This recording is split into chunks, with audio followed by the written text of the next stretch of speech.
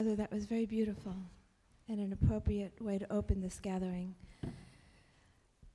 I want to just say a few words about the Contemplative Alliance. We see this as a think tank, and normally we sit together in a circle.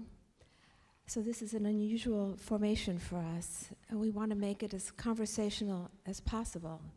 Tomorrow we'll be able to sit in a circle together and have a deeper exchange. But today we want to put out the main themes.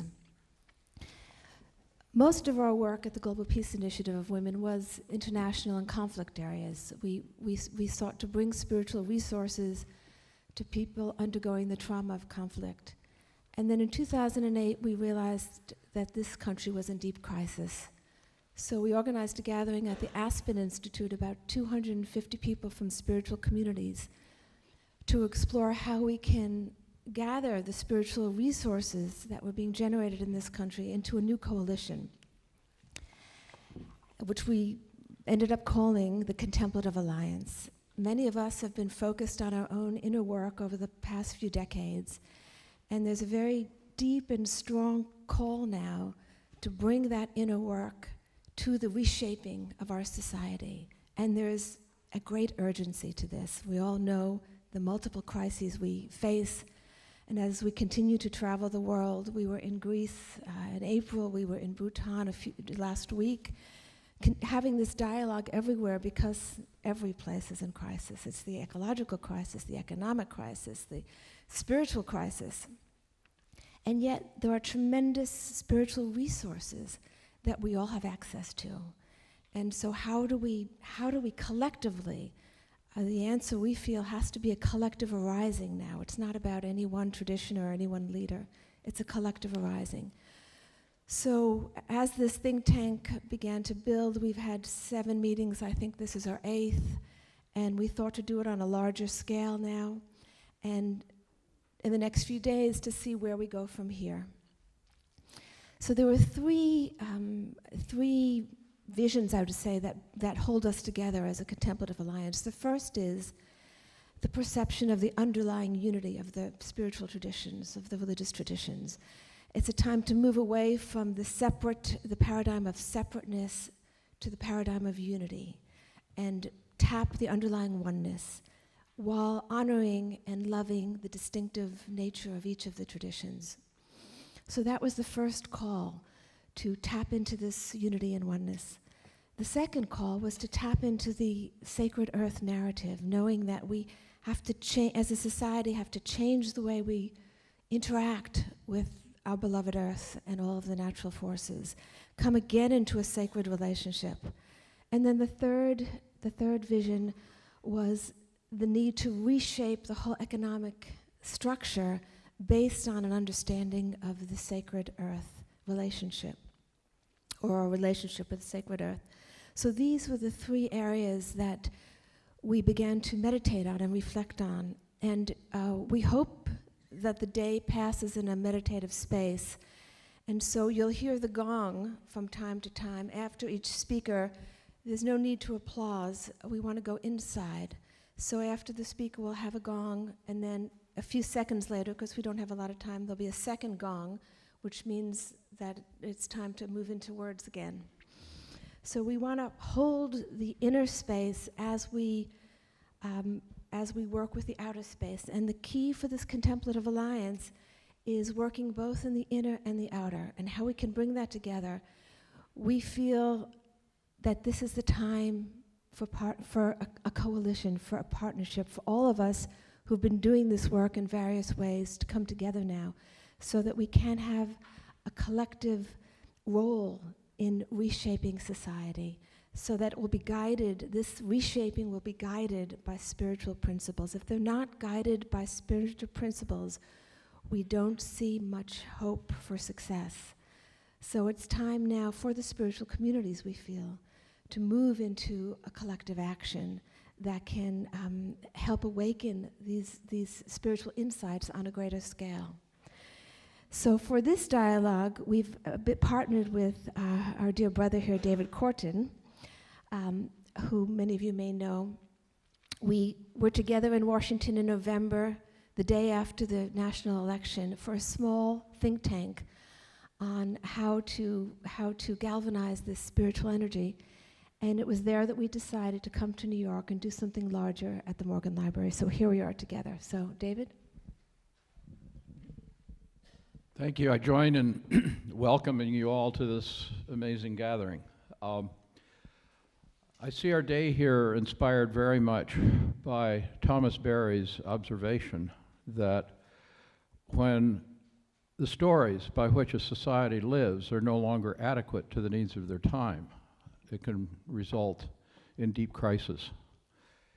So we're here in search of a story adequate to lead us as humans, lead our path into what Thomas called the Echozoic era, a time when we humans learn to live again as indigenous peoples have done for eternity, to live in a partnership relationship, a responsible relationship to Earth community.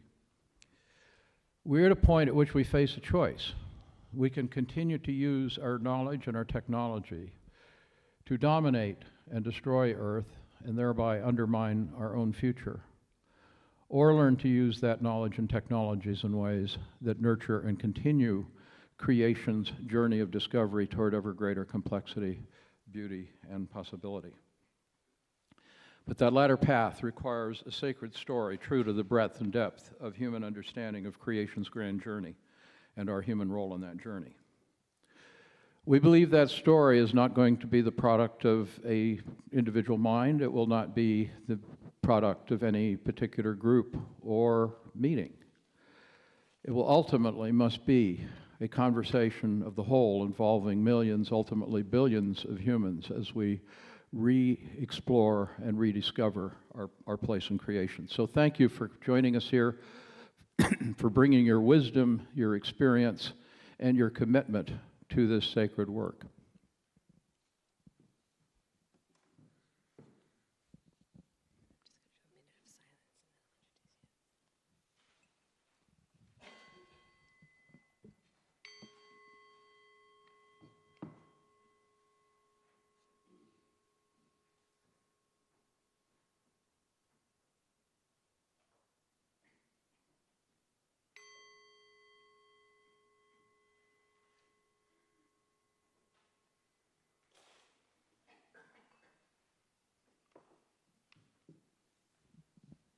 I'm going to now ask Mary Evelyn Tucker to set the context for this narrative.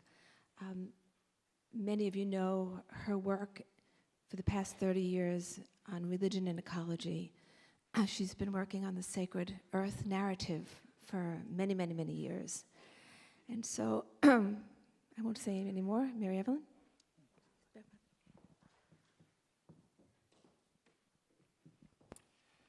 Thank you, Dina and David, and our distinguished panel, and all of you here who've made your many contributions over the years as well. I simply want to raise a few questions for our collective thinking, and that is the context in which we gather, the response that might be possible, and the role of religions. Our context, as we know, for this gathering is an environmental, social, economic crisis of massive proportions. Indeed, it is a planetary crisis, which we recognize around the world. As David said, this marks the changing of a geological era that Thomas Berry recognized from the Cenozoic to the Ecozoic. And now we have people in the geological community, Paul Crutzen, an atmospheric chemist, naming this the Anthropocene era, because this is the imprint of humans around the planet. So the context is a planetary crisis, and what is our response? I think it is to create a planetary civilization that is multicultural and multi-religious. This has been named by many as the Great Turning. David uses the term, Joanna Macy uses it, the Great Transition, Paul Raskin, and so on. So that those of us here engaged in religion have the possibility of giving birth to a new planetary culture, of shifting a mindset from destructive and devouring human-Earth relations to mutually enhancing human-Earth relations. How can we do that? As we all realize, culture is driven by stories that integrate worldviews and action, stories combining a cultural ethos with a comprehensive ethics. This is what Thomas Berry called a functional cosmology that evokes human creativity, the inspiration for the perspiration, a unifying story for the great work, the goal of which is creating the flourishing of the Earth community. Berry felt we needed this new story, and in 1978 he wrote his first essay on it, which later came out in The Dream of the Earth, 10 years later. He was calling for a new story, but he was also calling for a comprehensive ethics that went beyond simply the important ethics of homicide and suicide and genocide, but also biocide and ecocide, because that's the scale in which our dialogue emerges. So, what then of the role of religions? Where have the religions been and where do we need to go in responding to this huge planetary crisis? We can say in certain issues of peace and justice, the religions have been on board for some time. Ecology, they've been a little bit later, they're getting on board, but we need to be in touch with science and economics, which has been ahead of the game on ecology. We need to move beyond rhetorical statements and into engaged action, some of which has been happening. We definitely need humility, because religions are necessary but not sufficient for this great transition. We need the integration of contemplation and action, which is, of course, what this conference has a great gift to offer. And we need, I would suggest, the integration of ecology, justice, and peace, based on this deep contemplative space. So the integrity of ecosystems, social economic justice, democracy, nonviolence, and peace, the framing pattern of the Earth Charter, which came out of a decade of enormous work led by Stephen Rockefeller, but probably the most inclusive participatory civil society document we have. We can build on that. It's been adopted by the largest ecological organization in the world, the International Union for the Conservation of Nature. UNESCO has adopted it. Certain countries have. Many religious communities have. We can support that and move forward as part of our efforts. Other expressions of this are awakening all around the planet of this new consciousness and conscience, that there is no future without a shared future, that we have unity within multiplicity and common but differentiated responsibilities. So how can religions contribute to move these efforts forward? Some individuals have been doing this as well. Hans Kung with his global ethics, Karen Armstrong with her charter of compassion, the extraordinary movement of indigenous peoples with the Universal Declaration of the Rights of Mother Nature, with 30,000 people gathered in Cochabamba a few summers ago. So, there are ongoing efforts as well to move religions into this phase of an integrated vision of ecology, justice, and peace based on deep contemplation. With regard to peace, we have the interreligious dialogue that many of you here have been engaged in, including the Temple of Understanding, the Interfaith Center of New York, the World Conference of Religion and Peace. We have also contributions on economic and social justice, the bishops, the Jewish groups, the World Conference of Churches, and so on. Some of the key justice movements have been led in anti-globalization by David Korten and the International Forum on Globalization. Extraordinary contributions now emerging from economics, Peter Brown, Gus Beth, Bob Massey, and so on, many of whom are here. With regard to peace, I really want to reference as well Barbara Marx Hubbard's work years and years ago to call for a peace room, and her visionary, hopeful, and inspiring efforts for 40 years have been a great help to all of us. And with regard to ecology, we have the National Religious Partnership for the Environment, we have Green Faith, Interfaith Power and Light, and the contributions of hundreds of people in the Forum on Religion and Ecology for the last almost 20 years, now based at Yale. But we need to continue these lineages, build on them, grow them, expand them, help them. How can we link these movements, institutions, and organizations to science, policy, and economics? And clearly the economic link is going to happen here and has been ongoing. How might they be deepened through a link to contemplation? And how can we envision them, especially as part of a growing planetary culture that is being birthed, a culture of peace, justice, and integrity of creation? The Chinese, from government levels to academic levels, are calling this the birthing of ecological civilization. This is part of their policy, and it has been for at least a dozen years. This implies worldview, attitude and action, consciousness and conscience, this comprehensive compassion for the flourishing of life for future generations. This is not about us. It is about our children, our grandchildren, our students, and all future generations. A missing link is in this emerging planetary civilization is this unifying story that draws us together, recognizing differences but affirming that there is no future without a shared future. This unifying and engaging story to inspire hope and transformation is what Thomas Berry called for 35 years ago. And the Earth Charter phrases it this way: to move forward, we must recognize that in the midst of magnificent diversity of culture and life forms, we are one human family and one Earth community with a common destiny. What a magnificent line.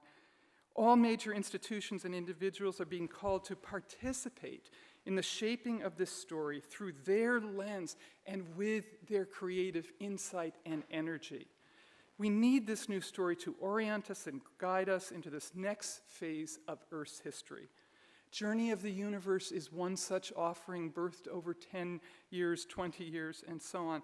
An overarching story of the fact that we are participating in a vast unfolding universe, birthed within a vibrant, living Earth community. And the invitation is to participate in this unfolding universe, to expand it, to nurture it, to critique it. As David said, no one group or person can hold it. But this project of Journey of the Universe with scientists and ecologists is one offering into this conversation. Historians of world religions. It is a PBS film. It's a Yale book. It's conversations with 10 scientists and historians and ecologists of how the great work is being inspired at this moment for this transition. People from the African American community, indigenous community, people working on food, agriculture, education are interviewed here to show that a story grounds our work and continues our energy. This week at the Chautauqua Institute, we have a conference of the elegant universe where the different world religions will respond to this shared story. In education, high schools and colleges are beginning to pick it up. In religious communities, discussion groups, and so on. Translations are emerging. So to conclude, this is a shared work, all of it. This effort for an inspiring and grounding universe story in search of a vision that we are all seeking for the sacred Earth community. If we see this as universe and Earth as sacred, we will be less likely to destroy it clearly. And Rachel Carson said the same thing 40 years ago. In fact, the question is, can we enter into the ultimate role of the human to renew the face of the Earth? To renew the face of the Earth. This is a spiritual task. We need spiritual energy. We need contemplation from all the world's religions, contemplation and action coming together. And then we can truly participate as co-creators in this magnificent, mysterious, and ongoing process. Thank you, and may your work and our collective work succeed. Thank you.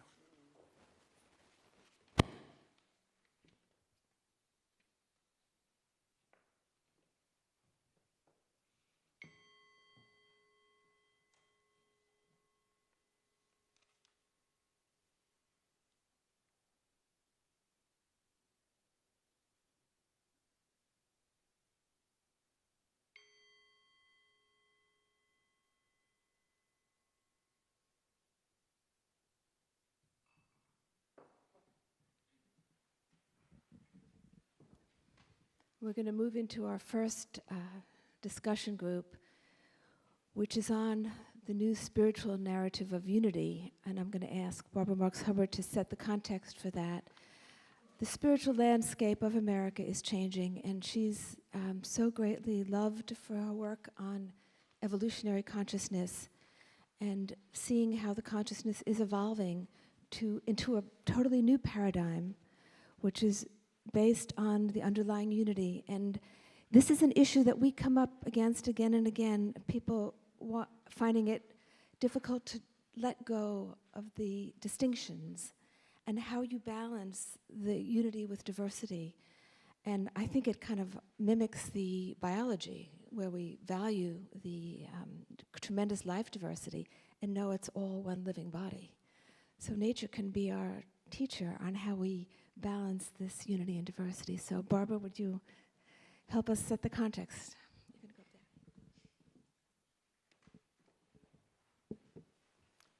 there. Thank you so very much, and I'm truly honored to be here at this auspicious and actually seminal occasion in the life of humanity. I just returned from the China Forum on Ecological Civilization, and Ervin Laszlo gave a very brief talk there in which he made the statement that he thought humanity had 5 years to make a shift in consciousness sufficiently strong to know we were going in the direction of an ecological civilization, which I think is a great phrase for it, and Ervin pointed out it's cultural toward ecological civilization. It's not just the environment. So I began to ponder what I think you can only see as an evolutionary mystery, as how the humanity could make a shift that quickly. Knowing what a stubborn species we are, to imagine anything in 5 years that you could say a shift had occurred. So here's what I came up with. First of all, on awareness, I call ourselves Generation 1. We are all the same generation, and we're all facing something new together at a global scale, which is to say nobody on Earth, as far as I know, has been through a crisis of this order, to shift a whole culture to a new phase of evolution, and by some, I would say, grace, are required to do it more consciously than has ever been done before. So that's the first thing I realized. And then I look back into deep time past for a clue as how has nature formed new whole systems out of separate parts for billions of years. The only difference is we're doing something consciously now. Nature has faced mass extinctions many times. And here's what I came up with, is the well-known awareness that it's every turn on the spiral. If you could put up my map of the spiral, please.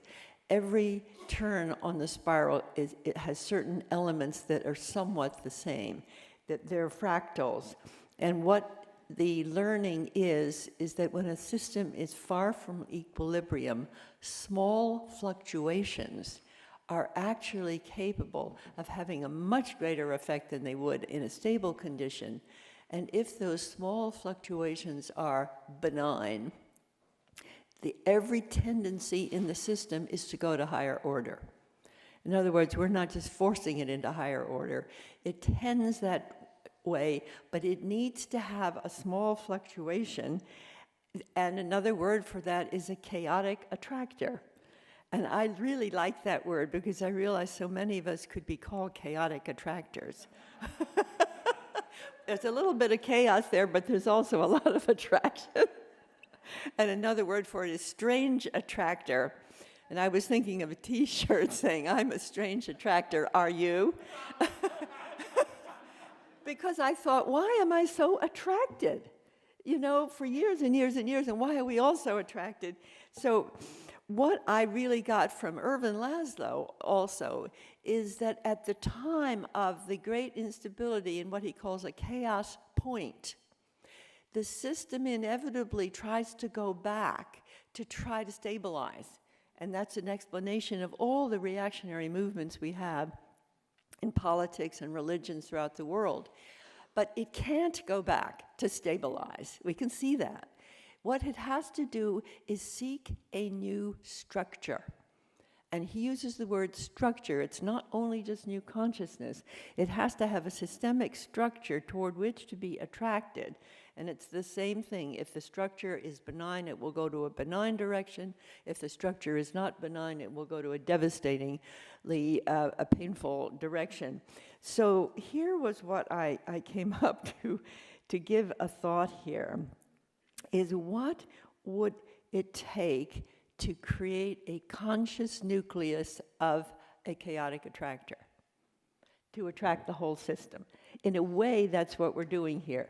We're saying if everybody who already is moving in the direction towards sustainability, ecological civilization, justice, peace, order, and vision of our potential as a species, if everybody on Earth had some way of self-organizing and self-mapping, not in any single organization, but in an organism that transcends anybody's organization, that it might actually be the attractor that would move the system in that higher order. And my thought is there are enough people already feeling this way, already knowing aspects of this way in every field. And the reason for that map, you can't see it too clearly, but there's health, education, economics, science and technology, justice, environment, all the organic functions of humanity.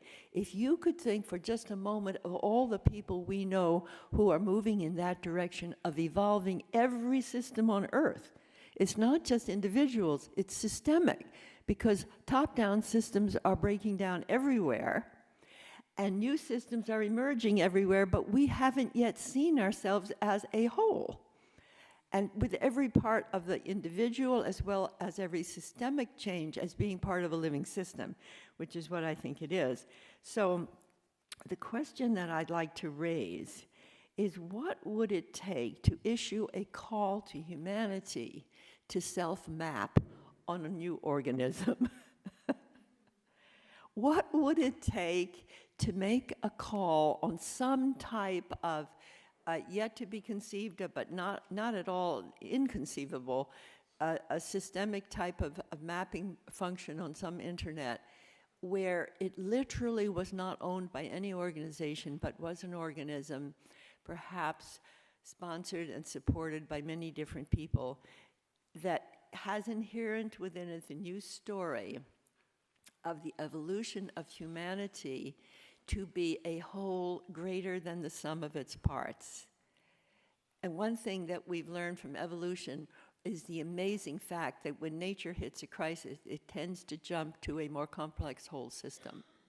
And it is always unpredictable and different from the sum of its parts.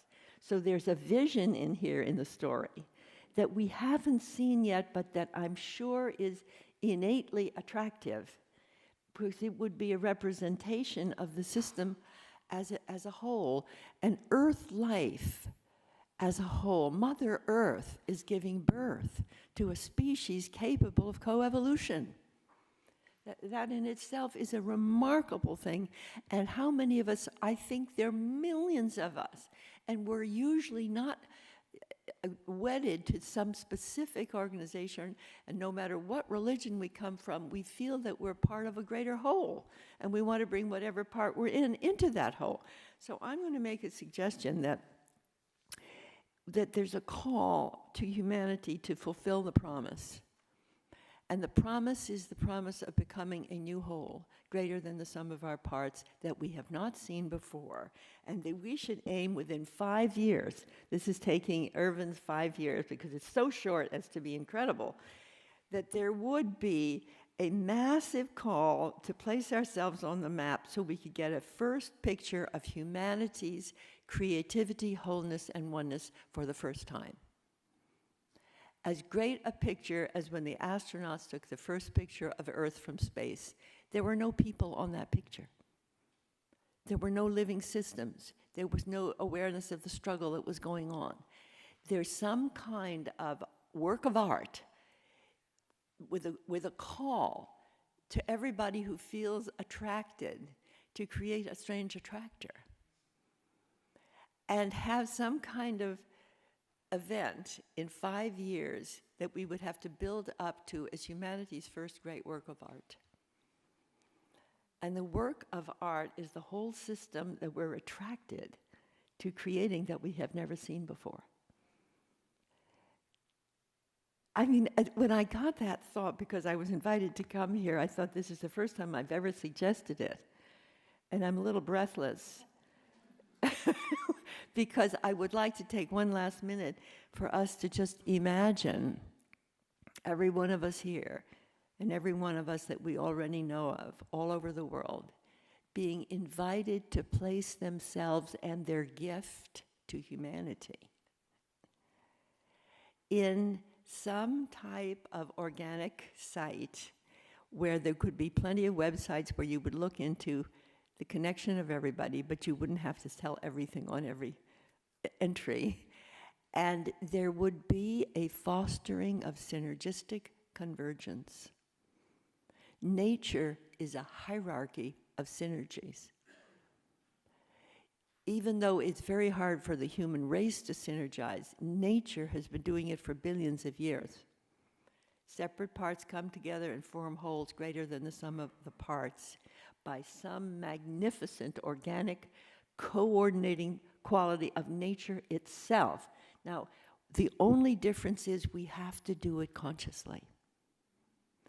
And it may well be that the meaning of the crisis we're facing is the conscious evolution of humanity. Because if we didn't have a crisis at this scale, it's very hard to see how we'd ever do this. And then we just go down as a whole. So we needed, from an evolutionary point of view, a crisis great enough for enough people to say, if we don't do something, we will self-destruct our Earth life. It has to be great to get a species as difficult as we are to move. And I believe the strange attractor would be to create a story created by the peoples of the world, of the vision of what a new whole would be. And to make, I said this to Frank Phoenix, who first engaged me on the idea of the importance of the new story as a shared effort. And we had a lot of problems over the new story because everyone said, well, it's certainly not going to be white Americans who are going to tell the new story. We ran into a lot of trouble because we were all white Americans talking about the new story. And what we realized, it has to be the story of the peoples of Earth, but it needs to be a context to look for a whole greater than the sum of our parts. And we need the imagination to reimagine the world. And we have to call upon the greatest, deepest artistic impulse to place our gift in such a way that we'd be the second generation of astronauts and cosmonauts. We're going to get a picture because seeing is believing. And if any one of us could see the magnificence of the initiatives of humanity all over the world, connected as a whole system, I believe we would be so thrilled, excited and attracted that in 5 years we'd be on another track towards ecological civilization. Thank you.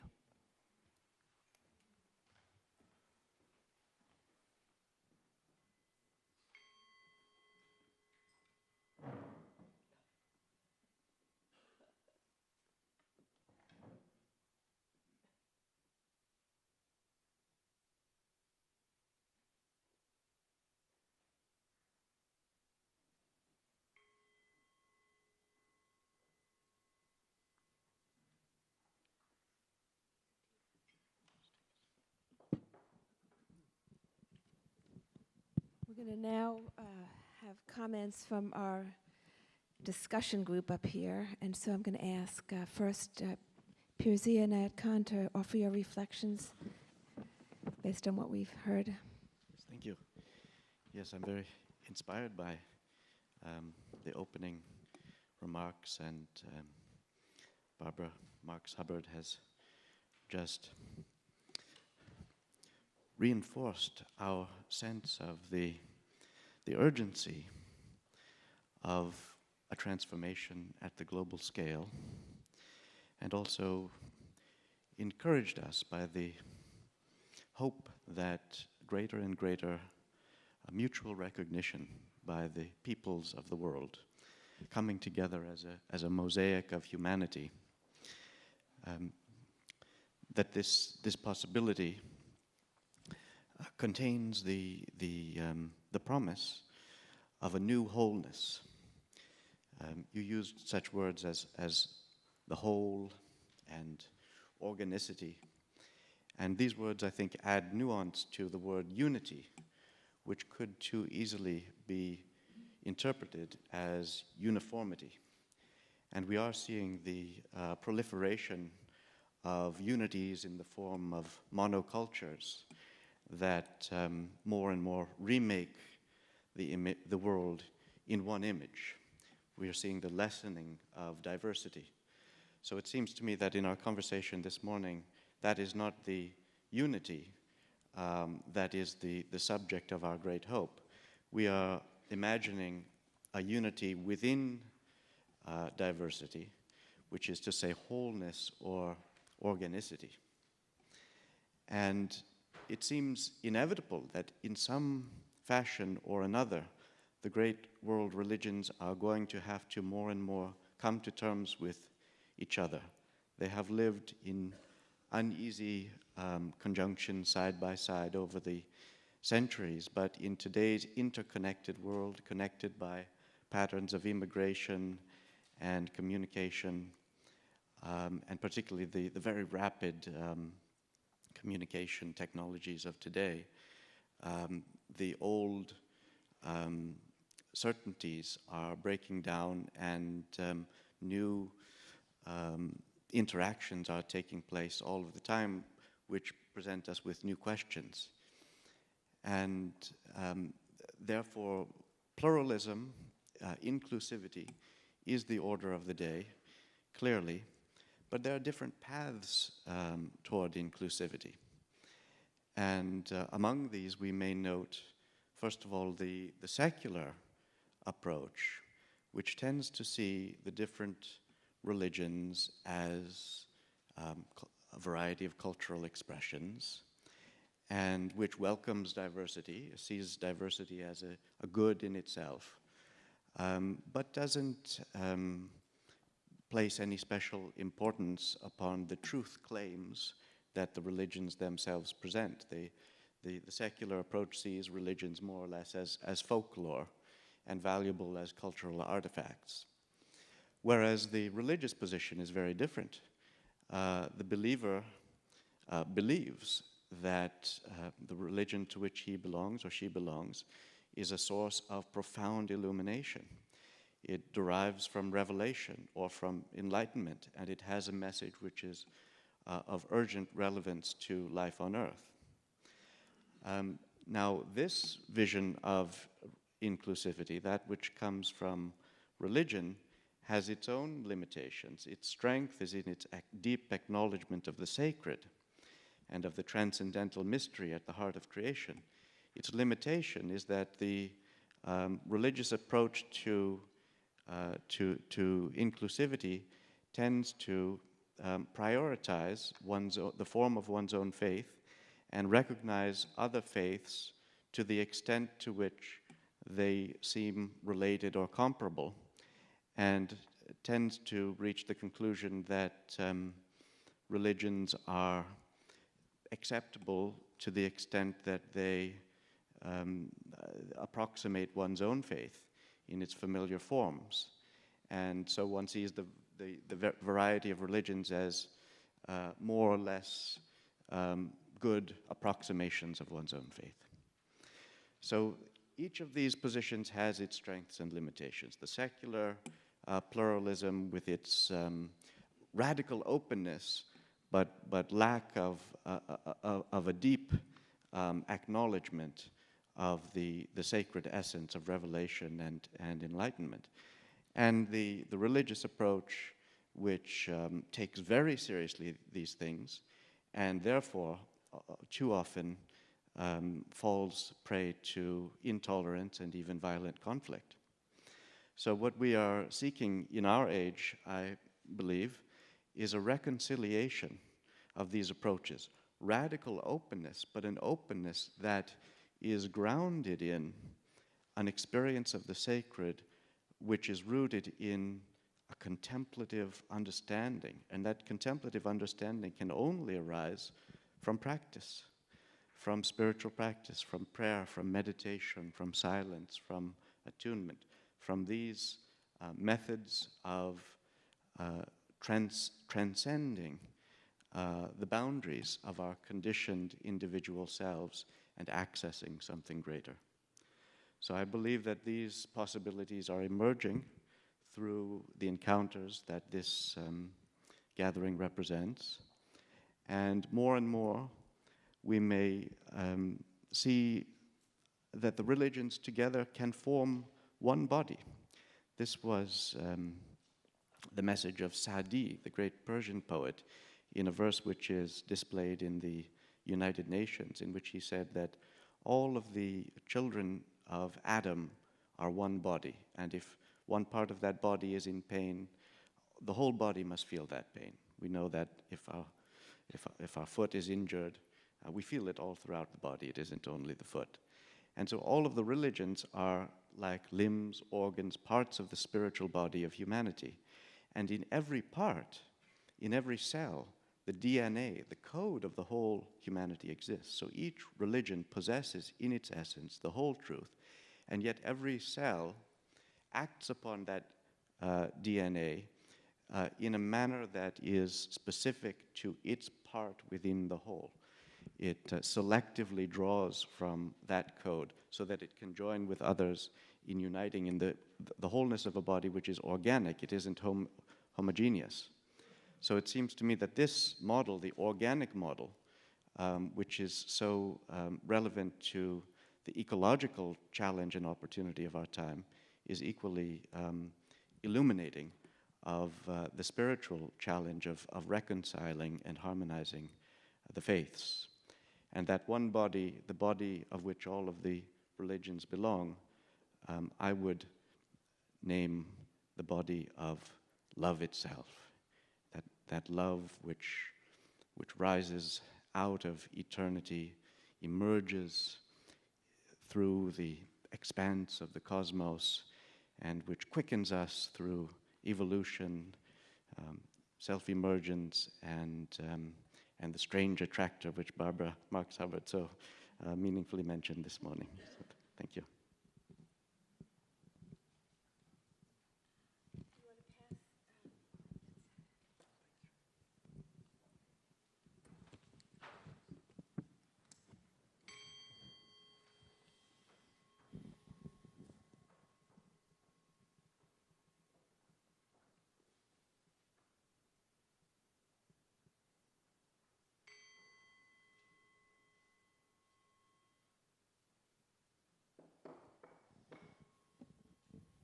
We'll now ask Shraddha Ranade from the Sri Aurobindo Ashram to build upon the conversation.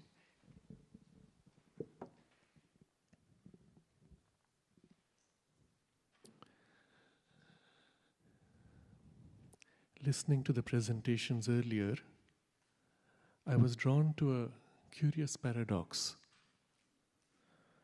What is it in the strange attractor that draws the chaos around it and puts it in order?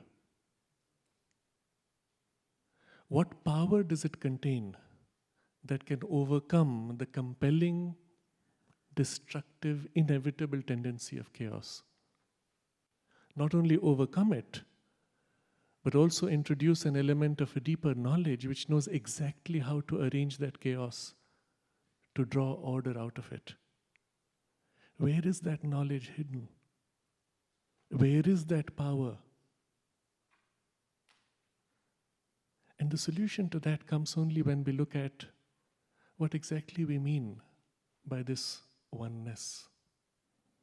We tend to think of oneness as an idea, as an abstraction, as something out there that we have to reach out and seize and bring into our lives.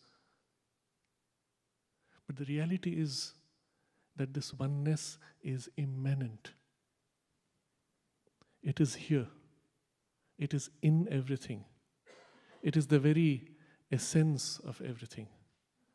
There is no other. It is in this way that our ancient rishis described that oneness. There is no other.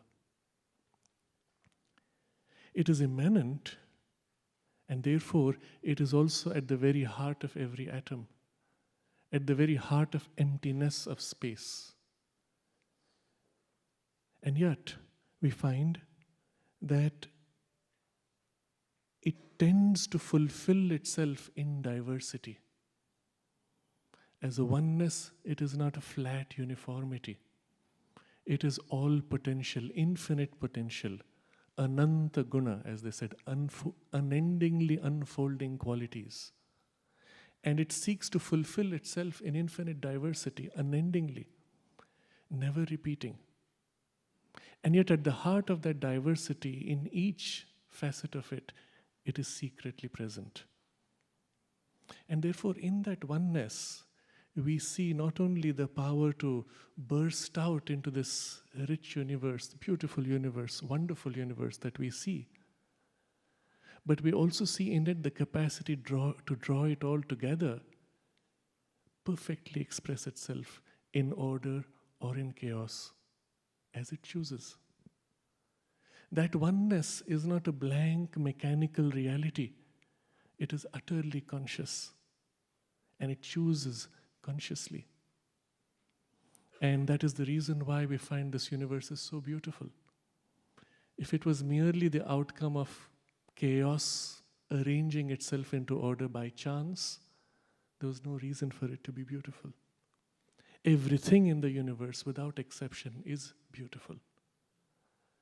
It's only when the human mind enters into the game that we can create ugliness. And even that ugliness can be seen to be beautiful from certain perspectives. They are just exceptions to the beauty. When we dwell on these ideas, something interesting comes forward.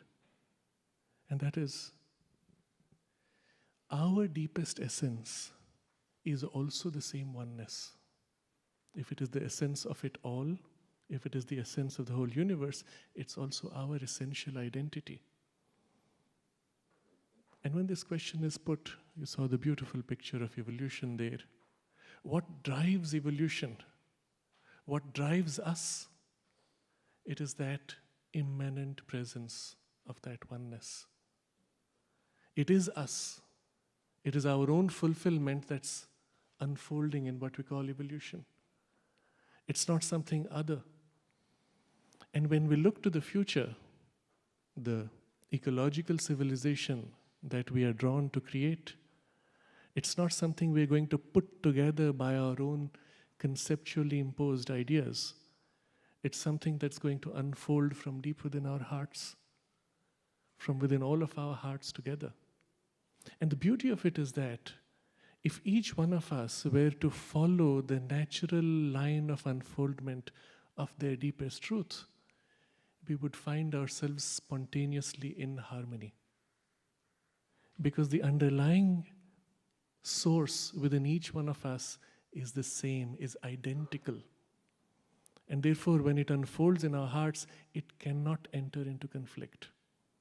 Conflict happens only when we lose our synchronization with it. When we go off track, when we lose that connection, that thread of the natural unfoldment of that truth. And therefore, when we seek to create, when we envision a new ecological civilization, I would say even the vision emerges in our minds from that source.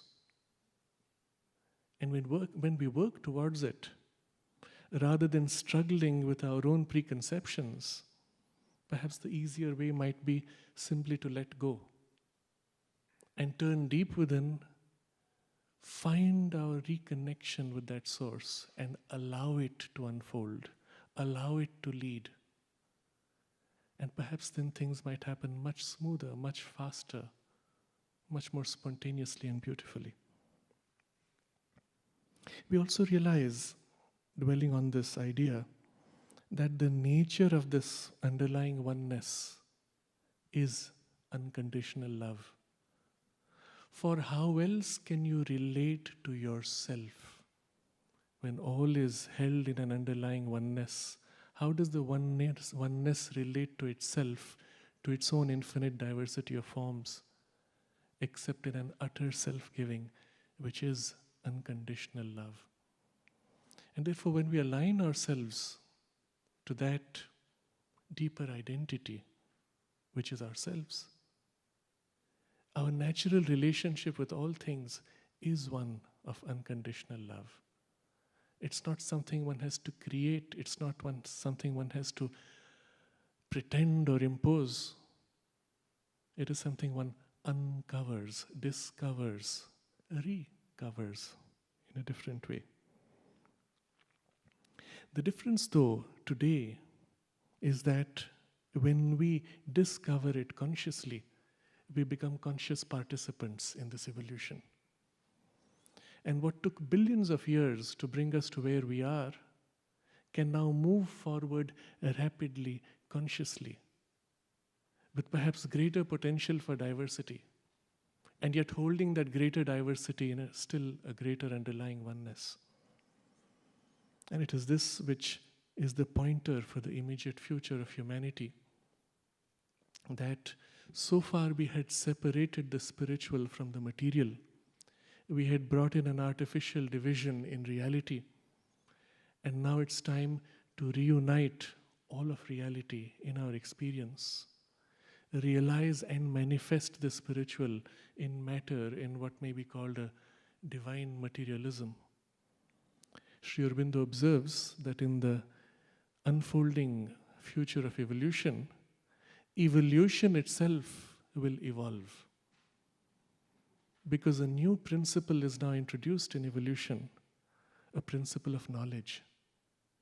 We can consciously reach into the very principles and processes and laws of evolution and change them consciously. One can even say the fulfillment of that underlying oneness moves forward another step of its self-expression. What is evolution after all? That oneness secret hidden behind the chaos, gradually pushing itself forward, emerging and revealing itself. That's the secret of the strange attractor. It is the oneness pushing itself forward, drawing together the chaos to release, express itself in forms of beauty and divinity, perfection and love. The effort necessary for us is only to tap into our own deepest strange attractor, deep within our heart, and the rest can follow beautifully, joyously.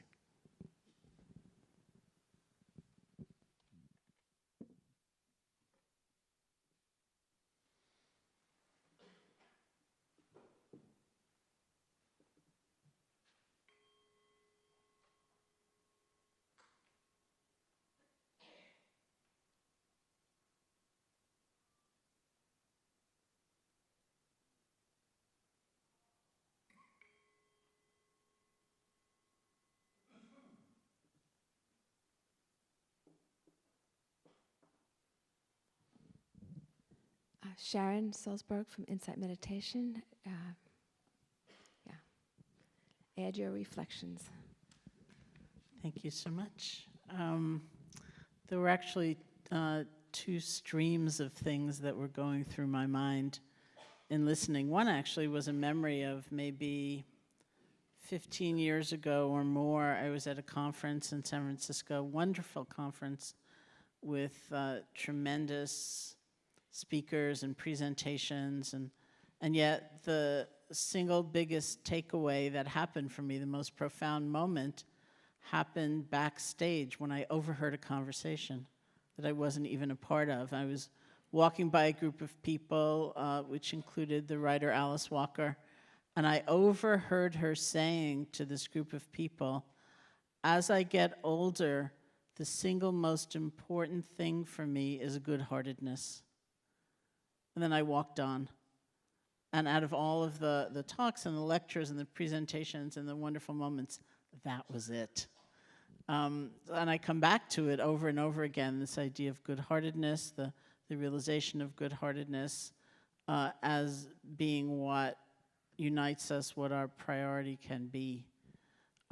I personally don't actually think that much in terms of religion. I think much more in terms of contemplative traditions, because I see the whole variety of contemplative traditions as the place where it's like that's where the alchemy happens. That's where our abstract ideals, where our values, the ways we want to live can be made real.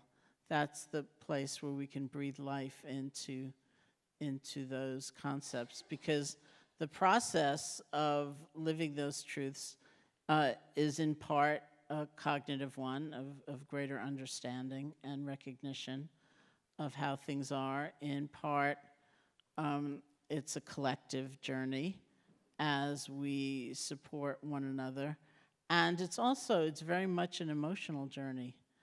I was sitting here, just in the time I've been sitting here, realizing that I have watched displayed in my mind tremendous inspiration and faith and some flashes of real despair, like 5 years.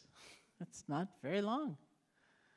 A little bit of anxiety from that, you can even say panic, like a moment of panic. Determination, despair, like where is this going to come from? Regret. Why haven't I done more before, right? So there's been a lot going on in me, and I think in us as we receive these words. And so what do we do with all of that? Like, how do we go forward when we're actually kind of anxious? And how do we find one another when we're feeling hopeless? The task at hand just seems too overwhelming. How do we deal with the feelings of powerlessness? How do we deal with the recognition maybe we don't really want to share any power? That we're not ready to make sacrifices. So all of that is a lived realm of spiritual tradition, of contemplative tradition. And in our journey toward living good-heartedness more and more and more, that's where I see this tremendous wealth of knowledge that may have different forms, may have different expressions. It certainly does, different methodologies, and so on. But I think that's the essential point, that these are the traditions that have for sometimes thousands and thousands of years been working in just that place. How do we really live what we care about? How do we find one another, and how do we bring these changes about? So that's really what I've been thinking about.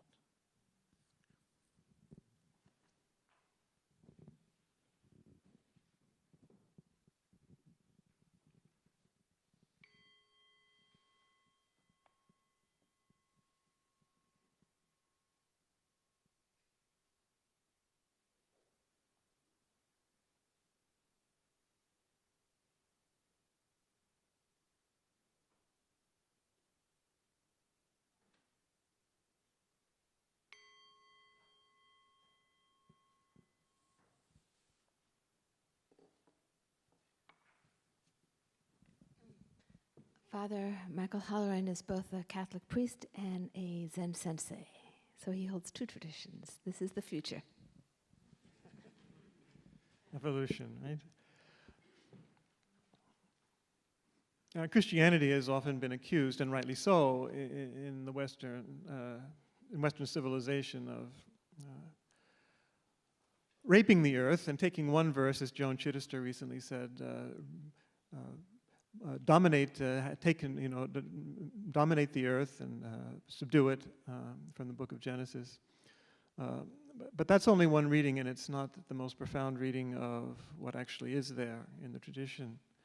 The very book of Genesis itself gives an evolutionary view, much as evangelicals dislike admitting it. The 7 days unfolding actually is, if you like, an evolutionary view, and also a a view of connectivity, of integration, of harmony, of how we all do fit in together.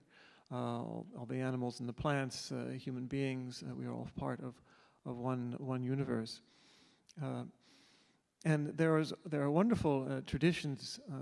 The Greek fathers of the 4th century, a wonderful theologian and a father of the church in the 7th century, Maximus the Confessor, which sees the whole universe as a dance, or as a liturgy, as a celebration, as a worship celebration, dynamic, all the elements working together, coming down from God, from the Absolute, and returning there, the Neoplatonic view almost as well, integrated into that.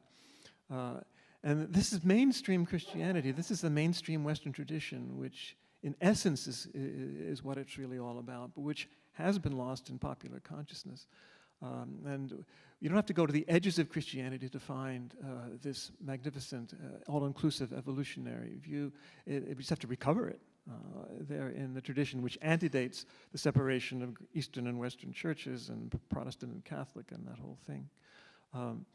The Middle Ages is another wonderful example of St. Thomas Aquinas, St. Bonaventure, the Franciscan school, of the unification of all of creation, the scale, the ladder of being, the interconnectedness of everything in one cosmic dance. These are wonderful insights that need to be recovered. And what I discovered in my study of all this and in my spiritual practice as a monk was that this attached, these fathers of the church in the Christian tradition were attaching to the Jewish mystical tradition, which became the Kabbalah. And there's an esoteric strain which then goes all the way back and goes all the way through, which is basically suppressed in the last 500 years, but which is very powerful. And the basic vision of the basic esoteric vision, which is cross-cultural and cross-religion, is of this unity, as above, so below. We're reflections of the Absolute, and we return to the Absolute.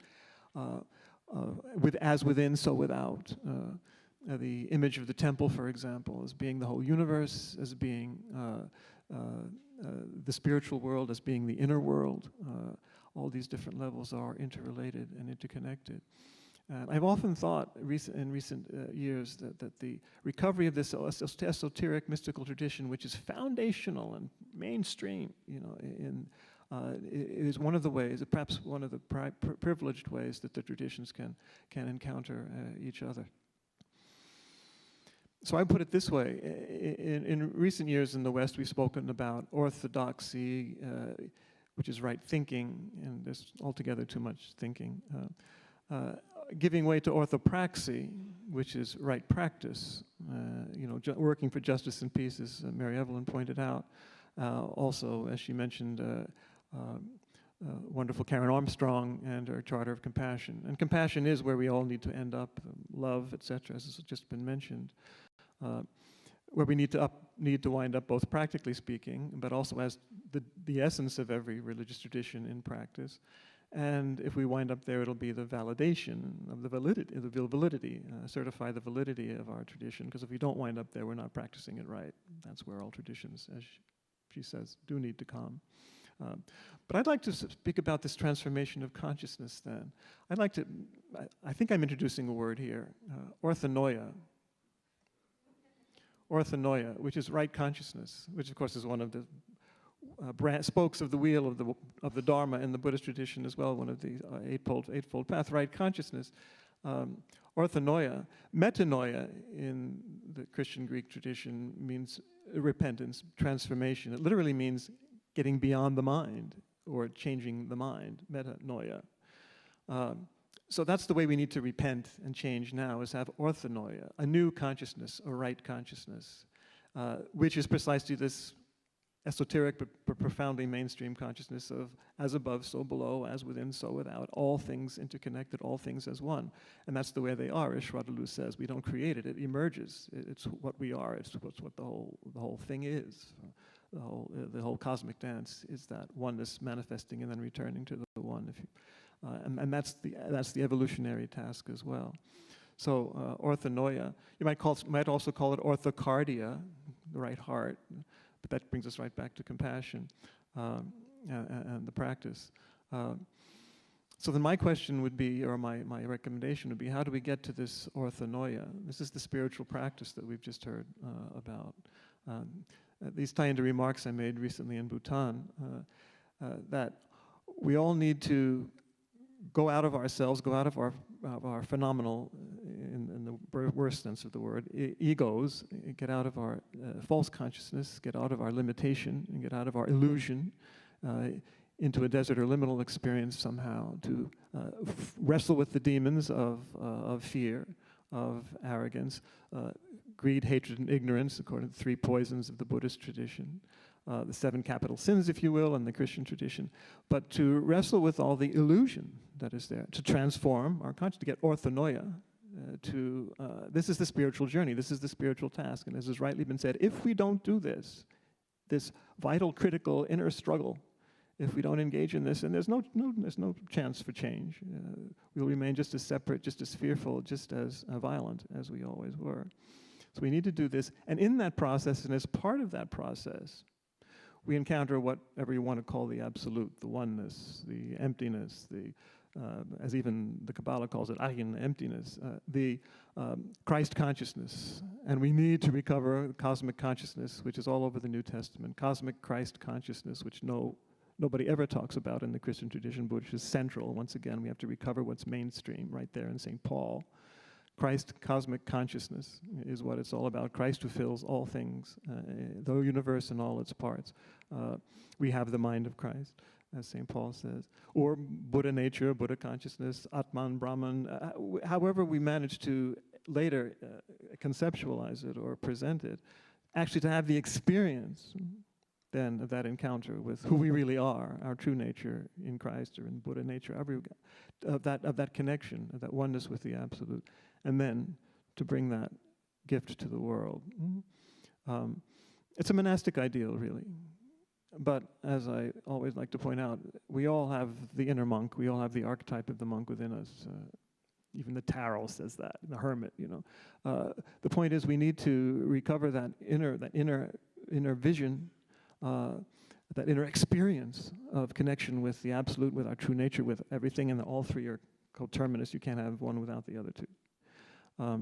And then in that vision, that esoteric vision, that practical vision, to have orthonoia, to really recover the kind of consciousness we need to move forward, this evolutionary consciousness, and then present that to the world. That will be our task, and that's what we need to present to the world as we move forward. So I hope that's what we can aim for. And as in this process, we'll discover our unity with the different traditions as well. Different ways, different approaches to one ultimate mystery. And have instances of what my friend and mentor Paul Knitter calls double belonging or triple belonging, as Dina just pointed out, where you can respectfully approach and savor many traditions, several traditions at a time, and taste the wisdom that each has to offer as expressions of this great mystery of the divine, of life, whose dance of love and dance of life we all share in, and hopefully we can consciously foster as well. Thank you.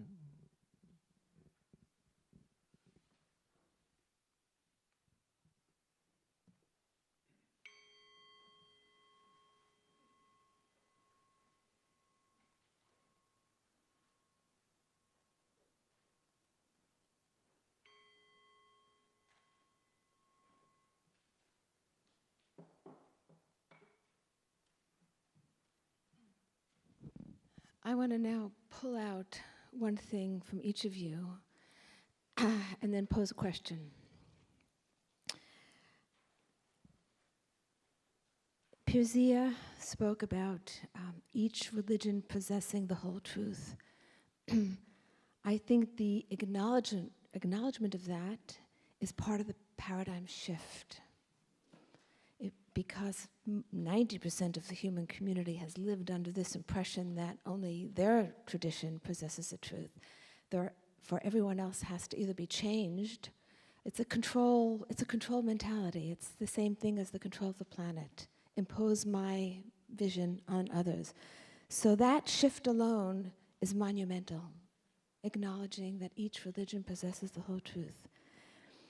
Shraddha talked about the oneness pushing forward evolution, and I think that's what many of us are experiencing now without being able to understand it fully, this push that we feel toward growth, that we must evolve as a species, evolve or perish. Sharon spoke about contemplative practice being the alchemy, and I think so many people resonate with that. I don't care what we call it.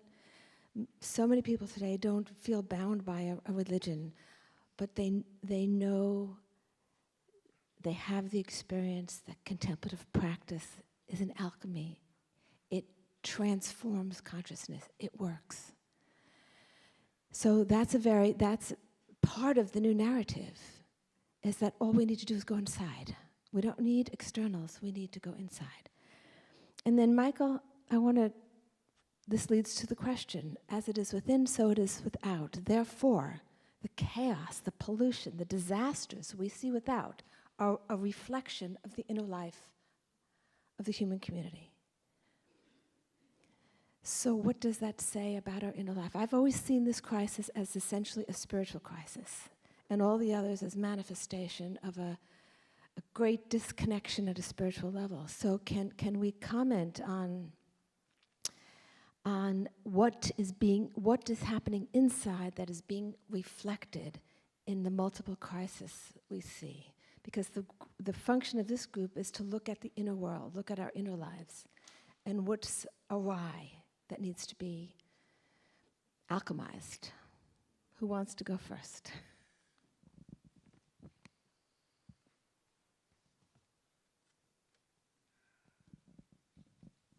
You can just pick up the microphone if you want to speak.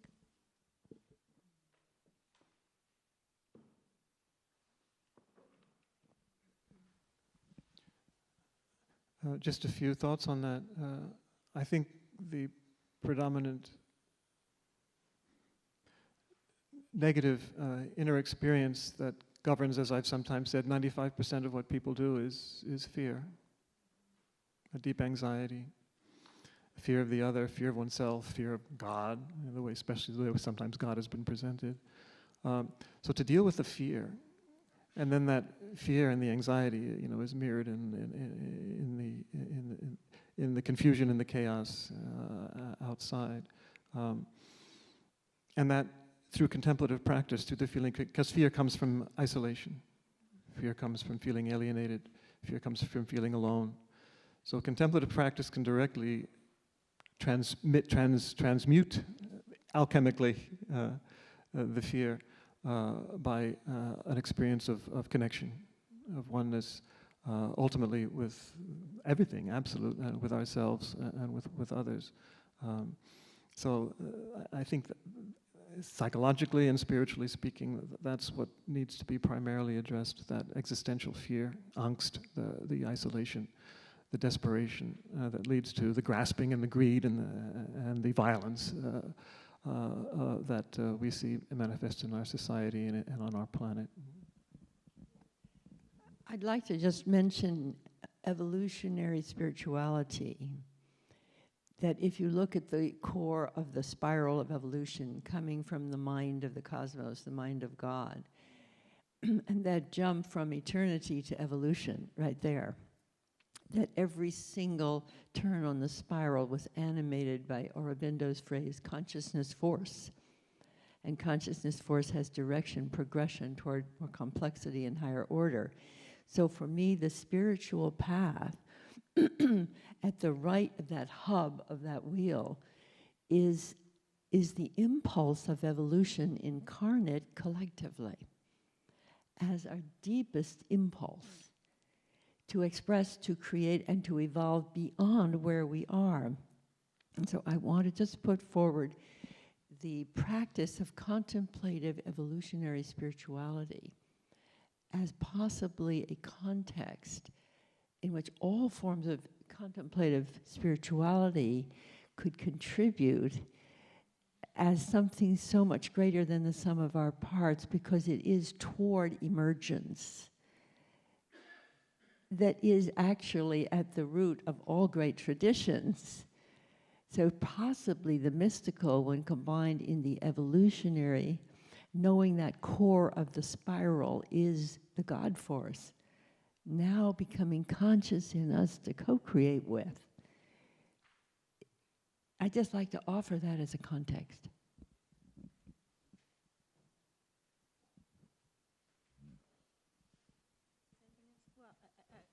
I want to kind of build up on this fear, because I think fear is pervasive in our society.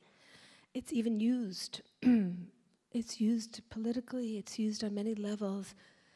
And how do we get out of that spiral? I mean, how do we talk about it publicly and address it?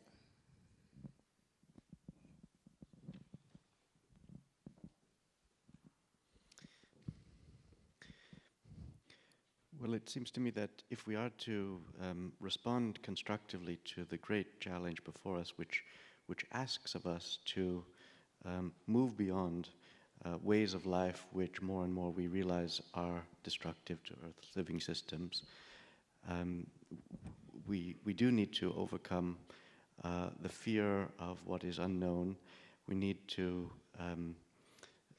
cease to feel fixated, addicted to what is familiar to us, and relearn ways of life that our ancestors knew, but which have become very strange and unfamiliar to us. So there is a factor of fear there, but also the need to be able to envision something else. I see it as a kind of renunciation. We're being asked to give up certain things, and we want to hold on to those things until we see something better, something that can be more fulfilling. We don't want to give up privileges, forms that seem to us natural and necessary as a result of our conditioning in contemporary society. If we are to embrace a new vision, it has to draw us to renounce what we have in favor of something more satisfying. So the renunciation of materialism, of a reaching after things to possess them, a throwaway culture of consumption, can only be superseded by a more fulfilling vision of life. We can't force people to renounce what they consider their only source of satisfaction, unless something more satisfying can be revealed. And in the Sufi tradition, there are degrees of renunciation, and the first renunciation is the renunciation of material things. But that renunciation cannot be forced. It's only possible when one sees that there is something more satisfying, and that is the inner sensations, that is intellectual pleasures, spiritual pleasures, contemplation, poetry, philosophy, music, and so forth.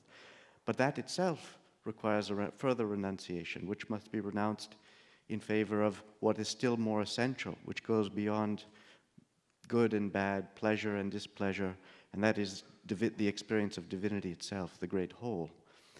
And even that must be renounced because we make an idol, we make an image of that divine, and we cling to it as a picture of reality, but that picture of reality must be shattered.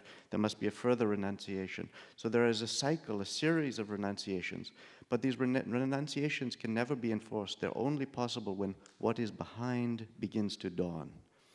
And so what we're talking about here, I think, is to articulate what is behind what we know so that we can be drawn to it and lovingly give up those things that are not serving us and serving the planet, and take up with relish that which is still more meaningful.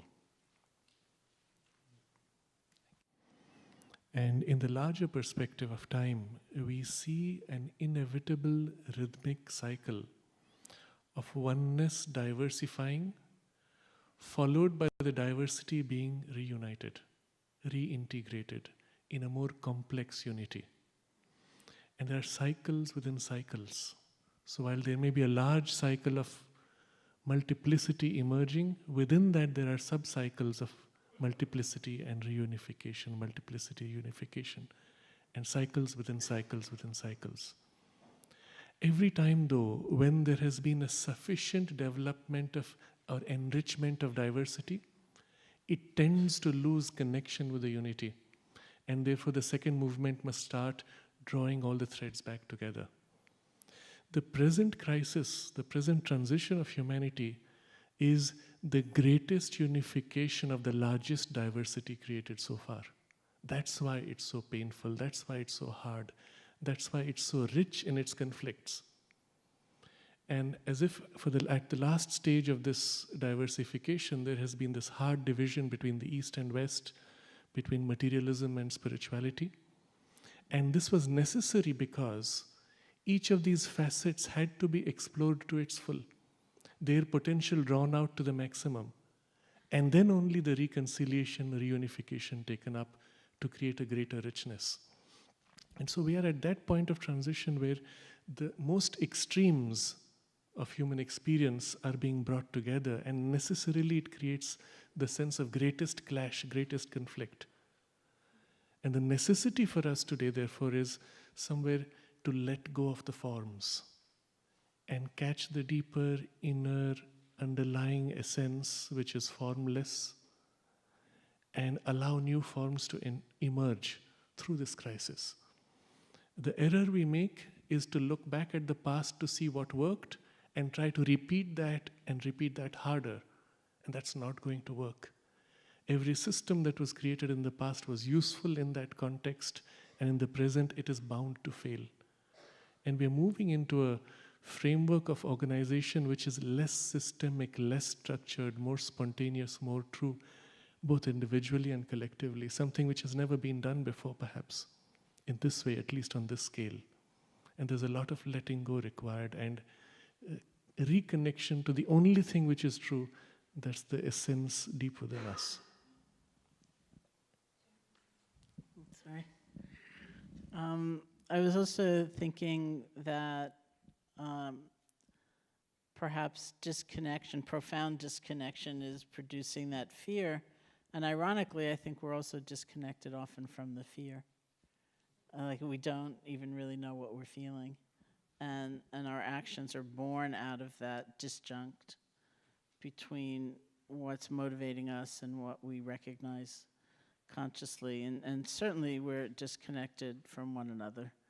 I think society is clearly, in many places, come to a situation where there's tremendous isolation, and people feel tremendous isolation and tend to isolate others as well as we declare the other in a variety of different ways and for different reasons. But it's also ironic because we live in a time where interconnection, I think, is so clearly evident, not only from a spiritual perspective, but from a very secular understanding. Economics shows us this, and environmental consciousness shows us this, even epidemiology shows us this, that what happens over there doesn't nicely stay over there and keep from bothering us over here. We live in a world where there's such evident connection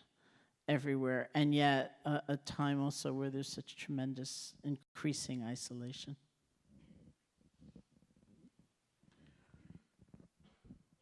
Let orthanoia replace paranoia. I mean, that's a good point. I think we might add the noosphere into this, that the amazing growth of a planetary nervous system in the last 10 years is truly remarkable.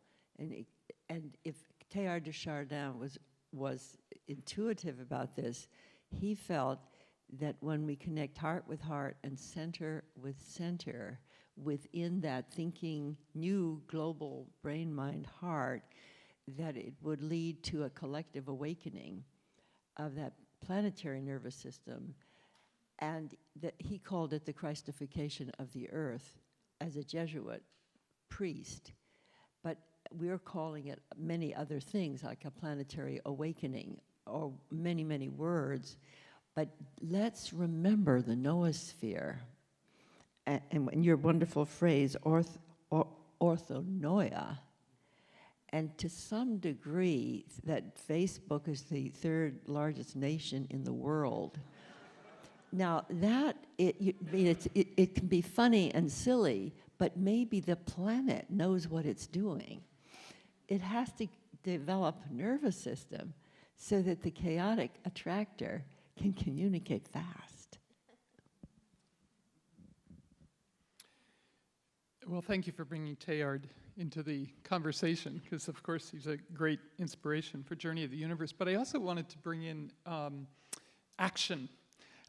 And I look over there at Arthur Waskow, who's been at this for 40 plus years, and I think is an example of someone, putting together contemplation and action. And I look at Professor Chung from Union, who did this outstanding talk in Canberra at the World Conference, WCC conference years ago, bringing spirit and really upsetting the whole conference. But I want to just also bring into the conversation some of the precedences that can help. And that is, intellect and contemplation matter.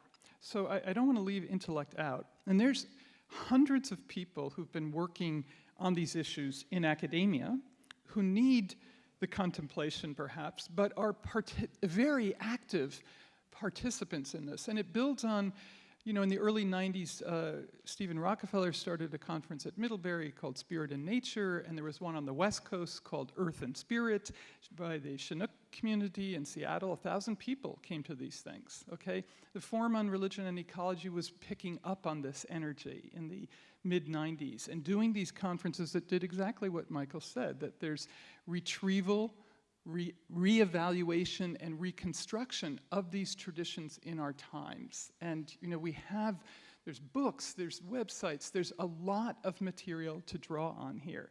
And as well, I really want to put in the conversation that unless we're speaking to the David Cortons and the people in different disciplines, we may still end up speaking to ourselves. And we tried to do a big conference at the Natural History Museum. Again, 1,000 people came. This was in 98. There's energy here, and I think there's a timing that David is also pointing towards, and Barbara's been doing this for 100 years, and you all have been doing it for 150 years. But I want to put into the mix here this tremendous sense of contemplation, action, and intellect. We need powerful intellect along with these other things. I don't think we have any disagreement here, but there's a lot of resources that we can draw on for this. At the heart of the matter, and Dina, this is why I congratulate you for joining us, is the transformation at such a deep level that you all articulated so well. And how can we intersect, of course, is what Barbara's talking about as well. I want to just refer to something that Pirzia said about communication, really, because we are at a point where dramatic shifts are going to be needed, required, and that awakens fear, because who's articulating it in a positive way? There's so much fear about what the future holds, and it must be presented as an advance, not a regression. It's not a loss of lifestyle, it's a reclaiming. So much has been lost. I mean, who thinks about beauty in our society? The role of the arts has been way demoted. I mean, beauty used to be a central value. It's of very little value in our society today. Community, the whole sense of community, which Sharon referred to, has been lost. So one of the challenges tomorrow is can we come together around a language? I mean, this needs to be articulated to a greater public in an evolutionary way as a society that's evolving beyond many bad habits, letting go of many bad habits that have been destructive to ourselves in addition to the planet. So if anybody wants to comment on this positioning, because that's critical. I mean, we may know it in our own minds, but how we communicate it to the public is critical, because people are going to automatically see it as a decline, as a negative. Already we have all over the place America in decline. You know, lifestyles, we're not going to have the same lifestyle that we've had. Put in a negative spin. The same message could be put into a positive framework. I think one of the great advantages at looking at the 13.7 or 8 billion years of deep time past is every time a turn on the spiral occurred, there was a tendency to higher consciousness, greater freedom, and more complex order. In other words, a built-in tendency to something better. And I believe that part of what we can do by putting in that which is already creative toward that, just starting with the emerging world already happening, we would have, I'm not just joking about a strange attractor, it's attractive. And we are so aware of breakdown, but nobody is fully aware of what's emergent, innovations in every field. And one glimpse of that would then encourage more. And I really believe that that is a major co-creative act that could happen, because we all know this and we're all here in terms of all on earth. And we also have a nervous system to connect us. And probably the truth is everybody's unique part is essential to the new whole, but can't be seen unless it's connected. So this would be a place for organic unity to take place and be encouraged by all of us in a new way.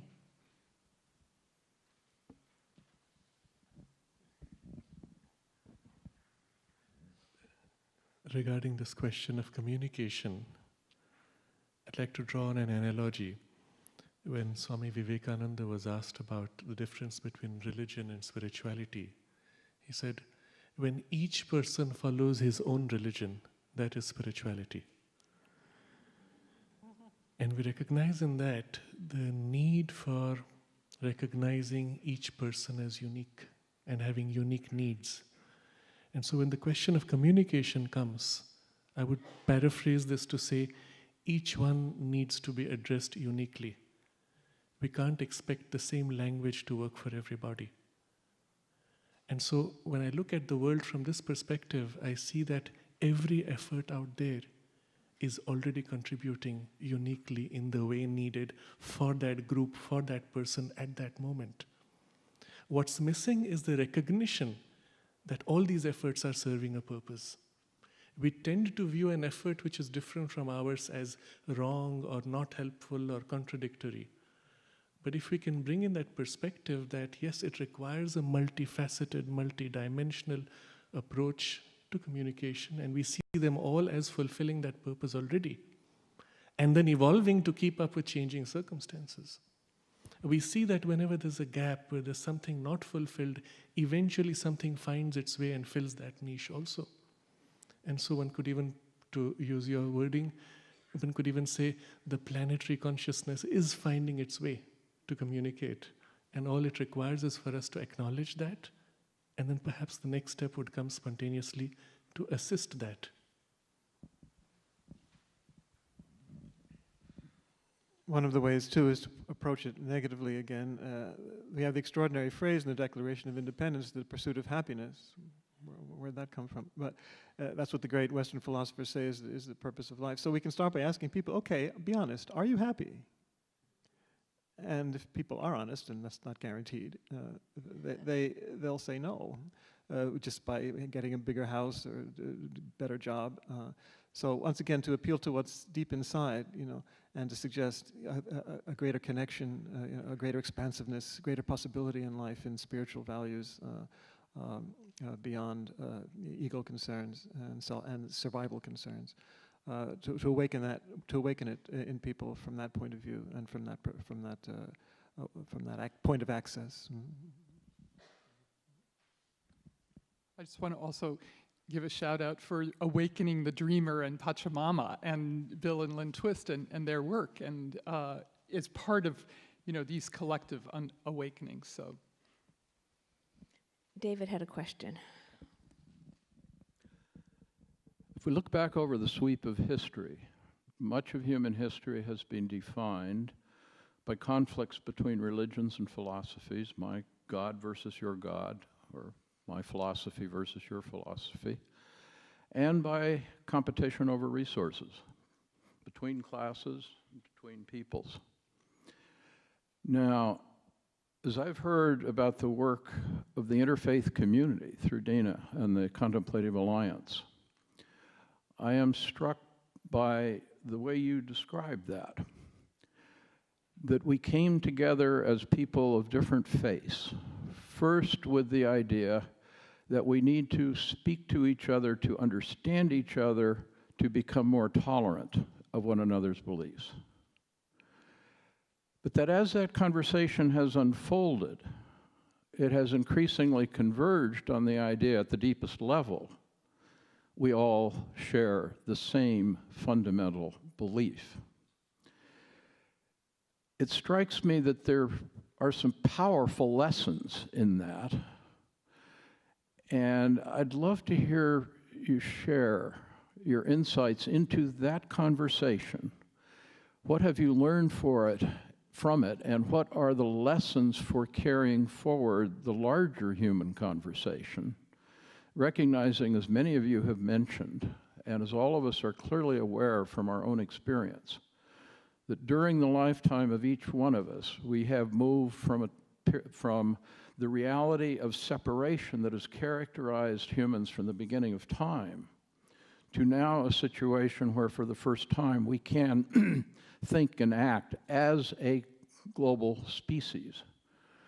But the lessons of this interfaith conversation are foundational to making the leap from separate people who can talk to each other to separate people that share a vision of humanity and the future of creation and the human place in it.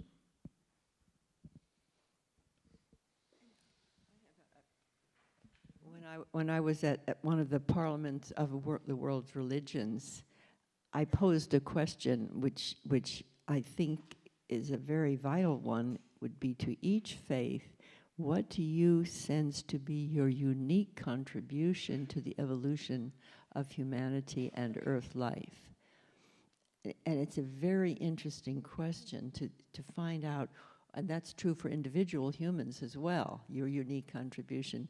But to think of the great faiths, they have fundamental assumptions that are the same, they are different, but they all perhaps have a uniqueness that together would be part of the huge attractor for humanity. I think the best thing about interreligious dialogue, of which the Parliament has been a huge force, but is the fact that we're now saying, as Dina began, it's not just, is my God, is my sense of spirit the same or different from yours? It's, what are we going to do for the future of the Earth community? That's what's so important, but we have a lot to build on.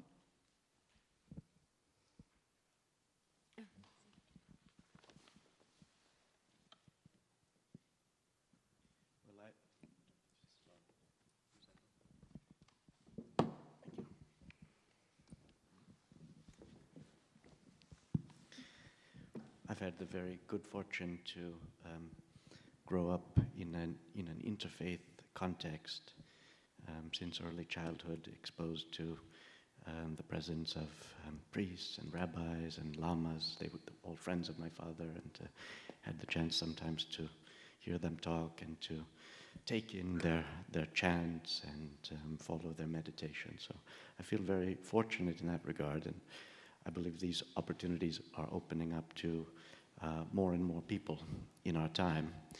And for me, that has not been inconsistent with the task of going deeply into one tradition.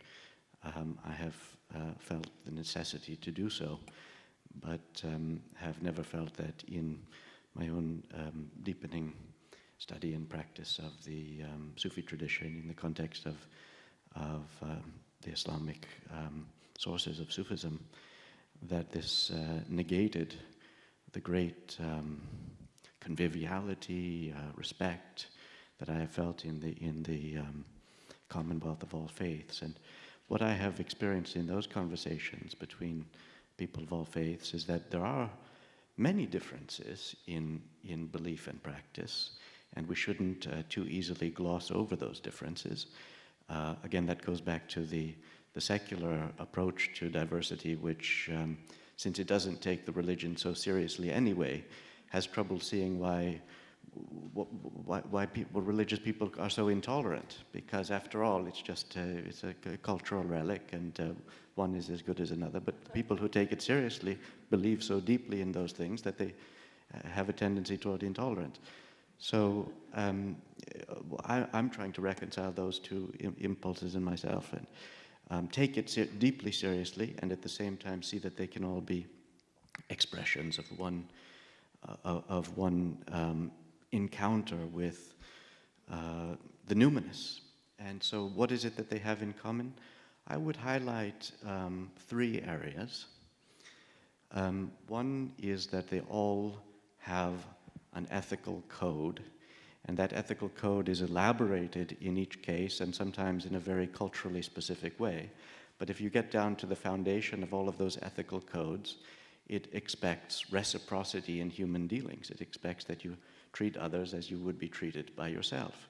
All of the religions maintain this, and they maintained it in an era in which there wasn't a legal system which would enforce these codes. And so it was a profound contribution to human society that these things were taught and upheld by religion. The other thing that they have in common is a mode of practice, of contemplation, of prayer, of ritual, all of these methods that attune a human being and bring us back to the encounter with the essential structure of the cosmos, reflection upon the seasons and the fecundity of the earth and our embeddedness in the whole of it, and our rootedness in transcendence, in a great mystery. So methods through breath and through posture and other methods that lead to this opening of the mind beyond the merely rational mode of knowing. And thirdly, this contemplative practice leads to an apprehension of the sacred, which is to say, not taking for granted the mundane world as merely a place in which to do one's business, but to see the universe as a context by which reality is discovering itself. So the sense of the sacred is an affirmation that all that exists is part of a mystery that is profound, that's worthy of the greatest veneration and awe and celebration. So these 3 aspects, I believe, are common to all of the faiths.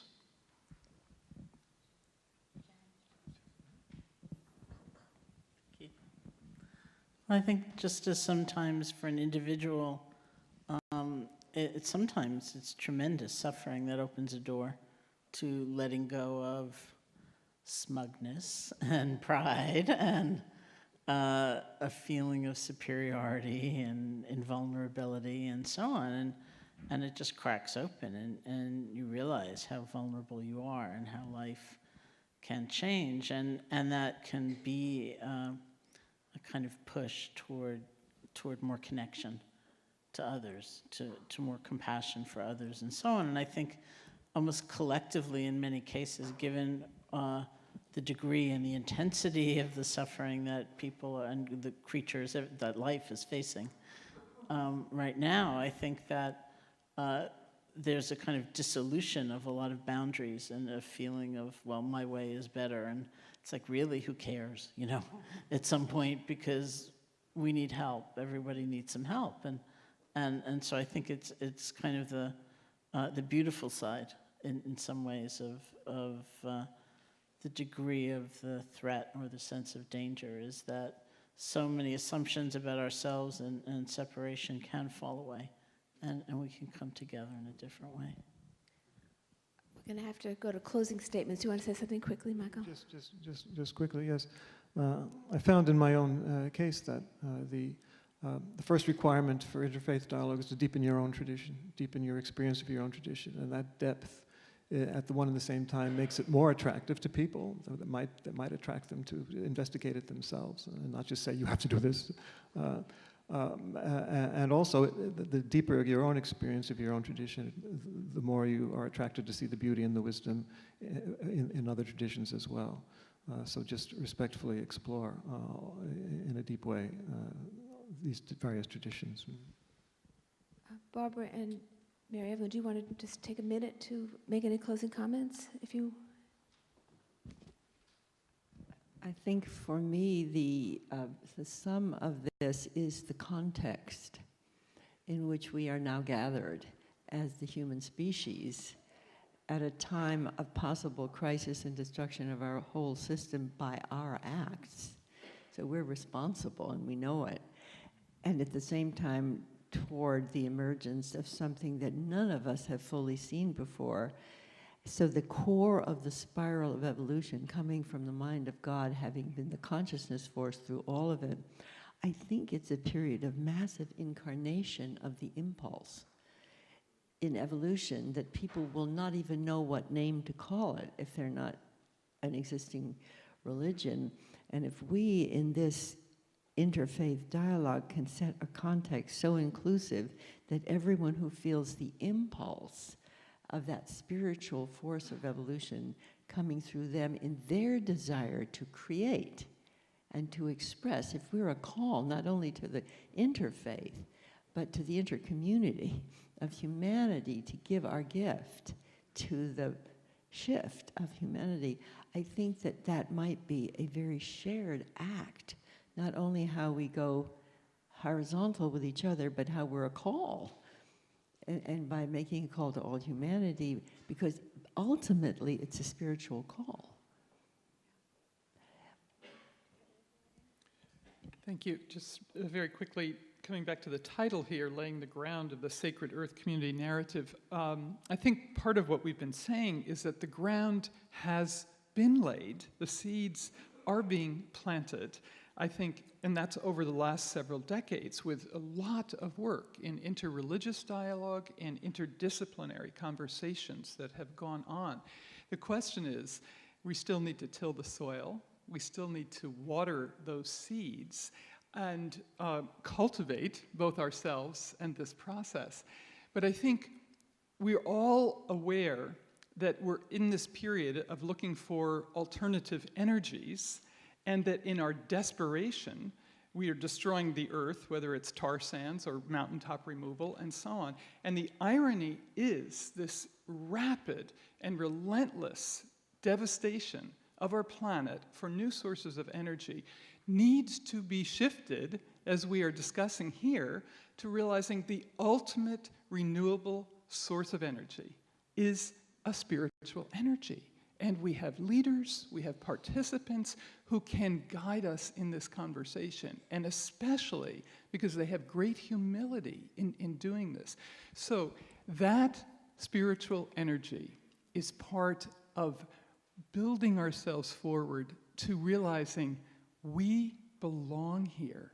We've always belonged here. This is our home, and it's the home of all living creatures. But welcoming the spiritual energy.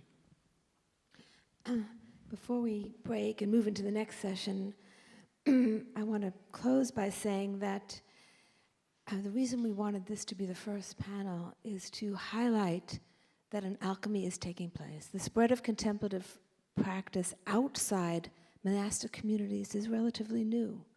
It's only in the last 100 years that lay people have taken up with such dedication a variety of meditation and contemplative practices, and that is going to bear results, is bearing results, and that is part of the hope for the change, and how we can now enable that to maybe reflect more itself in society is our challenge, which we'll discuss more tomorrow. But the spiritual landscape is changing, and since I've been involved in this interfaith work for 15 years, I've seen a dramatic change, in moving from tolerance to respect to love, appreciation, and shared practice. And it's the shared practice which has, I think, had the greatest impact. The sharing of practices, the coming together in practice, the seeing the unity. And that's the dramatic shift in the interfaith work that is changing the spiritual landscape, which will give rise to multiple other changes, social changes. So we're going to end with a moment of silence, and then we have a 5-minute bathroom break. Not necessary to go to the bathroom if you don't have to. You can sit quietly or chat, but we'll convene again in 5 minutes.